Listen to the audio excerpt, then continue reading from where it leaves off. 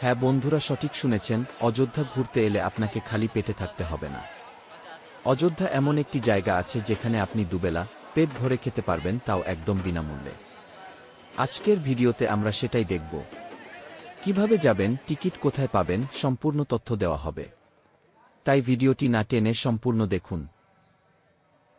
সবার আগে আপনি পৌঁছে যান হনুমান গড়ির সামনে। হনুমান গড়ির সিঁড়ির দিকে মুখ করে দাঁড়ালে আপনার ডান দিকে একটা রাস্তা সোজা চলে গেছে। এই রাস্তাটি ধরে চলে আসুন দশরথ মহলের সামনে। সেখানে এসে দেখবেন একটি রাস্তাটি বাম দিকে চলে গেছে। এই রাস্তায় দিয়েই সোজা চলে আসুন আমাবা রাম মন্দির বা রাম রসোই। এটাই হলো আমাবা রাম মন্দির বা রাম রসোই। নতুন দর্শক বন্ধুদের কাছে অনুরোধ, চ্যানেলটি সাবস্ক্রাইব করুন এবং পাশে থাকা বেল আইকন ক্লিক করে চ্যানেলটির পাশে থাকুন। ধন্যবাদ। সামনে যেটা দেখছেন এটা হলো টিকিট কাউন্টার। সকাল 10টা থেকে খুলে যায়। এখান থেকে আপনাকে টিকিট সংগ্রহ করতে হবে। সম্পূর্ণ বিনামূল্যে খাবার দেওয়া হয়। টিকিটগুলো দেখতে এই রকম হয়। এক টিকিটে 10 জন খেতে পারবেন।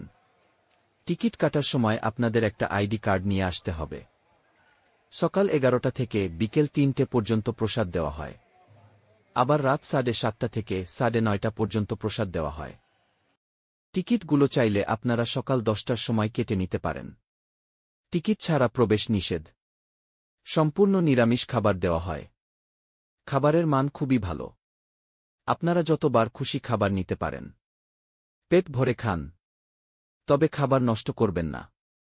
রাতে খেতে চাইলে কাউন্টারে একবার জিজ্ঞেস করে নিন বিকেল বেলা ঠিক কখন টিকিট দেওয়া হবে।